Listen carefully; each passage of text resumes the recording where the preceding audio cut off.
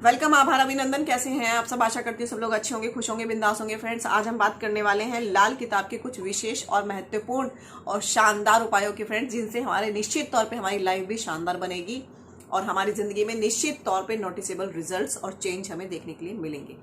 देखिए फ्रेंड्स, जिंदगी में हिंदू धर्म में बहुत सारी चीजें हैं जिनकी बहुत ज्यादा महत्वता होती है और बहुत ज्यादा मान्यता होती है, जैसे गाय को रोटी देना, सोमवार के दिन मंदिर जाना, बड़े बुजुर्गों का सम्मान करना, छोटे बच्चों का प्यार करना। इस तरीके की चीज़ों को हमेशा ध्यान में रखना चाहिए और ये हमें रेगुलर जो है अपनाना चाहिए। अपने घर की स्त्रियाँ, जितनी भी लेडीज़ हैं, जितने भी फीमेल एनर्जीज हमारे घर में है, उन सबकी वैल्यू देना, उनको जो है मान सम्मान देना। देखिए फ्रेंड्स, अगर आपका शुक्र डैमेज है, शुक्र अगर खराब है, तो आप सबसे पहले अपने अपने घर की जो लेडीज हैं उनको वैल्यू देना शुरू कर दीजिए, उनको मान सम्मान, उनकी इज्जत करना शुरू कर दीजिए। इससे जो है ऑटोमेटिकली आपका वीनस जो है बहुत ज्यादा एक्टिव हो जाएगा और बहुत ही खूबसूरत रिजल्ट्स आपको देने लगेगा। अब बात कर लेते हैं कि अगर घर परिवार में कोई ऐसा सदस्य है बहुत ज्यादा चिड़चिड़ा रहता है, बहुत ज्यादा कलेश उत्पन्न करता है या झगड़े करता है, एक दूसरे से बात करना पसंद नहीं करता है, तो ऐसे व्यक्ति के लिए आपको क्या करना है, थोड़ी सी लेनी है पीली या फिर काली सरसों, साथ में लेनी है 5 या फिर 7 लाल मिर्च साबुत। इनको एक पेपर में लपेट करके एक साथ और 7 बार एंटी क्लॉकवाइज उस पर्टिकुलर पर्सन के ऊपर से घुमाना है, उसारना है और फिर इसको ले जा करके घर से कम 100 मीटर दूरी पे ले जा करके आपको इसको जला देना है, बर्न कर देना है।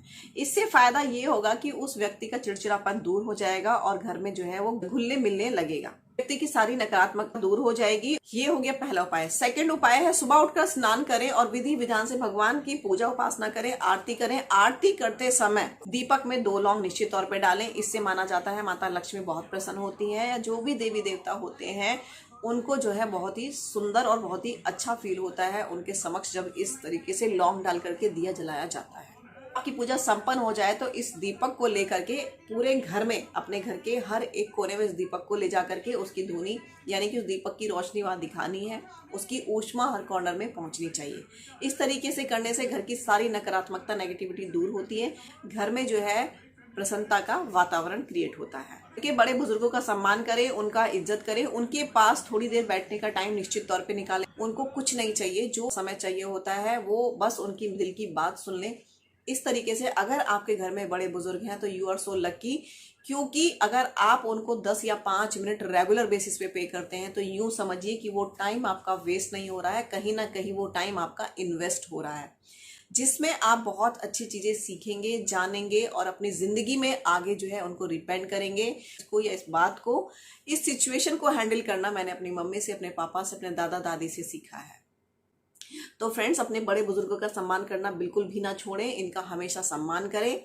घर की स्त्रियों का सम्मान करें, अपने माँ बाप का सम्मान करें। जब भी आप सुबह उठें, अगर बॉयज हैं हिंदू धर्म में, गर्ल्स तो अपने मम्मी पापा के पैर नहीं छूती हैं, लेकिन बॉयज लोग को निश्चित तौर पर छूना चाहिए। मम्मी पापा के पैर छू लेने से, हमारे माँ के पैर छूते हैं तो हमारा चंद्रमा स्ट्रांग होता है और पिताजी के पैर छूते हैं तो हमारा सूर्य स्ट्रांग होता है।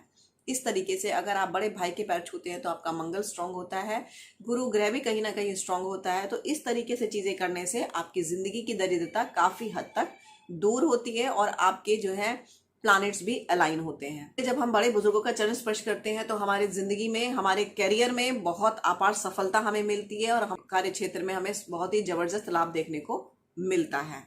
ये तभी होता है फ्रेंड्स जब हम जो है अपने बड़े बुजुर्गों का आशीर्वाद लेते हैं, उनकी जो है बद्दुआएं नहीं लेते हैं। तो अगर आप चाहते हैं कि ईश्वर की कृपा आपके ऊपर हमेशा बनी रहे तो निश्चित तौर पे हिंदू धर्म में गाय को बहुत ज्यादा महत्वता दी जाती है। माना जाता है कि 33 कोटि के देवी देवता गाय माता में निवास करते हैं। तो रेगुलर अपने घर में बनने वाले पहली रोटी को जो है गाय के लिए निकालें और उसमें थोड़ा गुड़ और देसी घी रख करके गाय को निश्चित तौर पर खिलाएं।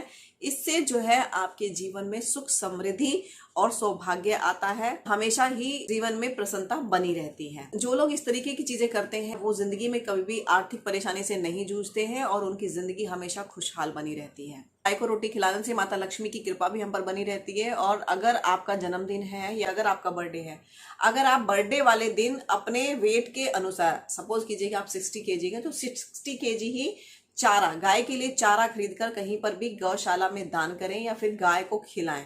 देखिए, गौशाला में अगर हम कुछ भी देते हैं तो वो दान में काउंट नहीं होता है, बिकॉज ऑफ वो हम भगवान को अर्पित करें। जब हम भगवान को अर्पित करते हैं तो वो दान नहीं होता है। फ्रेंड्स इसी तरीके से अगर हम गौशाला में कोई चीज दे रहे हैं तो दैट इज नॉट दान, उसे दान नहीं कहेंगे, वो एक सेवा है, वो एक सर्विस है, वो आप गाय की कर रहे हैं, वो अलग चीज है। लेकिन अगर आप जो है अपने वेट के बराबर का चारा किसी गाय को खिलाते हैं तो निश्चित ही आपकी जिंदगी बहुत खुशहाल होती है। जिस बर्थडे में आप ये उपाय करेंगे उसके नेक्स्ट में जो आने वाला साल है वो बहुत ही खूबसूरत और बहुत ही तरक्की देने वाला साल होगा। फ्रेंड्स बिलीव करके कोई भी एक रिचुअल करेंगे तो 101% आपको उसका लाभ मिलेगा और आप मुझे लौट करके थैंक यू बोलेंगे। किताब के अनुसार सोमवार के दिन आपको मंदिर, शिव मंदिर जरूर जाना चाहिए। साथ में जो घर में आपका पीने वाला पानी है एक लोटे में, बोले स्टील के लोटे में लेना है, तांबे के लोटे में नहीं लेना है। उसमें वो जल डालें, उसके ऊपर उसमें थोड़ा सा दूध डालें, अगर थोड़ा हो सके तो गंगा जल अगर अवेलेबल है तो थोड़ा सा गंगा जल डालें। वो ले जाकर शिव मंदिर पे एवरी मंडे आप जो है वो अर्पित करना शुरू कर दीजिए। इससे आपका चंद्रमा इनहेंस होगा, जिंदगी की पीड़ाएं नष्ट होगी। कोई काया कष्ट है, कोई दरिद्रता है, कोई दोष है, कोई रोग है तो वो भी आपका शांत हो जाएगा, यानी कि हट जाएगा। तब आप मंदिर जाएं, घर से निकलते ही ओम नमः शिवाय का जाप करते रहें। जब आप वहां जल चढ़ाएं तब भी ओम नमः शिवाय का जाप करें। साथ में जो है जब आपकी पूजा संपन्न हो जाए, आप मंदिर से घर आए तो ओम नमः शिवाय का जाप करते हुए ही घर आए।